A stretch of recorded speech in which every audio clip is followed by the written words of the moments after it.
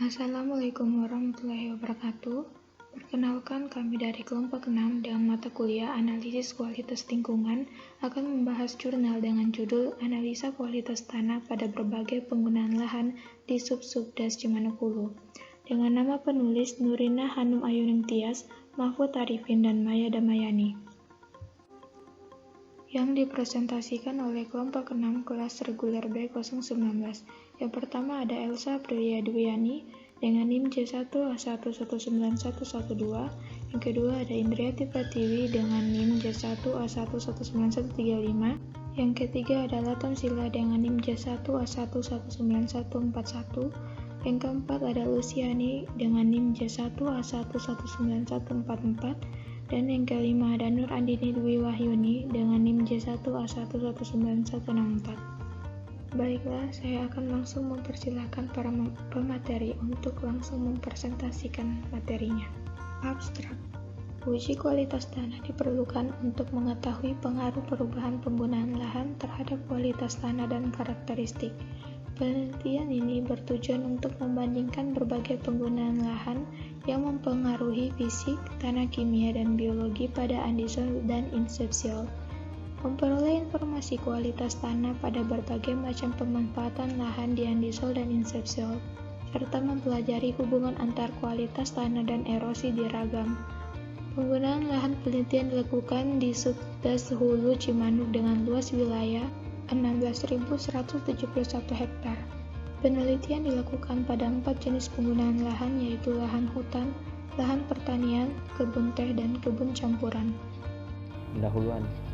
Berdasarkan Undang-Undang Nomor 7 Tahun 2004 tentang Sumber Daya Air, daerah aliran sungai adalah suatu wilayah daratan yang merupakan satu kesatuan dengan sungai dan anak-anak sungainya yang berfungsi menampung, menyimpan, dan mengalirkan air yang berasal dari curah hujan ke danau atau ke laut secara alami.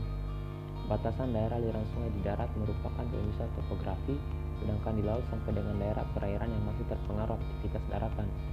Berdasarkan data penggunaan lahan tahun 1999 sampai 2011 di daerah aliran sungai Cimanuk Hulu menunjukkan bahwa luas penggunaan hutan, pertanian, dan pemukiman mengalami perubahan. Penggunaan lahan hutan pada tahun 1999 adalah 32,908 hektar dan pada tahun 2011 menurun menjadi 29,644 hektar. Luas lahan pertanian pada tahun 1999 adalah 99,503 hektar dan pada tahun 2011 adalah 102,383 hektar. Luas lahan pemukiman pada tahun 1999 adalah 12,634 hektar dan pada tahun 2011 adalah 13,37 hektar. Berdasarkan gambaran perubahan lahan tersebut, dapat dihubungkan bahwa faktor tingkat pertumbuhan penduduk dan ekonomi sosial masyarakat yang tidak teratur. Hal ini berpengaruh kepada peningkatan kebutuhan sandang, pangan, dan papan yang berakibatkan pada pembukaan lahan baru menuju daerah perbukitan dan pegunungan. Tolak ukur yang menggambarkan kecenderungan kondisi dan kualitas tanah sangat diperlukan dalam hal monitoring kualitas tanah. Kualitas tanah menggambarkan kesesuaian sifat-sifat fisik, kimia, dan biologi tanah yang secara bersama-sama berfungsi sebagai media untuk pertumbuhan tanaman dan aktivitas biologi, pengaturan pembagian aliran dan penyimpanan dalam lingkungan, dan penyangga lingkungan dari kerusakan oleh senyawa berbahaya. Penelitian kualitas tanah menekankan bahwa sumber daya tanah dapat ditentukan oleh dua faktor. Yang pertama, tanah dan faktor pembentuknya. Yang kedua, manajemen pengelolaan tanah yang dilakukan oleh manusia. Kualitas tanah dapat diukur berdasarkan yang pertama, pengamat sifat kimia, di mana kondisi ini disebabkan adanya pengelolaan tanah dan menggunakan pupuk organik sebagai tambahan hara pada tanah pada lahan pertanian. Yang kedua, fisika dan biologi, di mana dapat dilakukan dengan cara menanam tanaman pada tanah itu dan juga memperhatikan tanaman atau rumput yang tumbuh di tanah tersebut. Yang ketiga, sifat interaksinya, di mana dapat dilakukan dengan memperhatikan interaksi antar tanaman baik yang bersifat positif maupun negatif. Baik, kemudian bahan dan metode. Yang pertama yaitu waktu dan tempat penelitian. Penelitian ini dilaksanakan selama 4 bulan dari bulan Agustus sampai November 2014. Penelitian dilaksanakan di Sub-Sub DAS Cimanuk Hulu, Kabupaten Garut dengan luas wilayah 16.171 hipotesis alternatif. Ketinggian tempat 1000 sampai 1700 meter altitudo. Kemudian yang kedua, rancangan variabel menggunakan metode survei deskriptif, komparatif, dan korelasional. Kemudian pengamatan dilakukan pada macam tanah tipik hapludans dengan 4 macam penggunaan lahan, yaitu lahan hutan, tegalan, kebun campuran, dan kebun teh. Pengamatan sampel tanah dilakukan pada 12 titik pengamatan, di mana setiap jenis penggunaan lahan dilakukan pengulangan sebanyak 3 kali.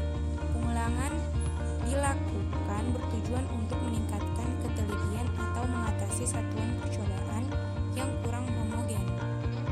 Oke, baik. Kemudian yang ketiga yaitu analisis indeks kualitas tanah.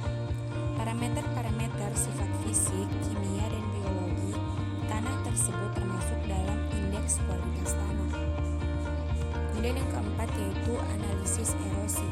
Prediksi tingkat bahaya erosi pada penelitian ini dihitung dengan menggunakan persamaan Revised Universal Soil Loss Equation with Kmeyer and Smith pada tahun 1978. Persamaan ini merupakan pembangunan dari model USLE yang juga merupakan model empiris untuk memprediksi erosi yang dihubungkan dengan aliran permukaan pada suatu lahan.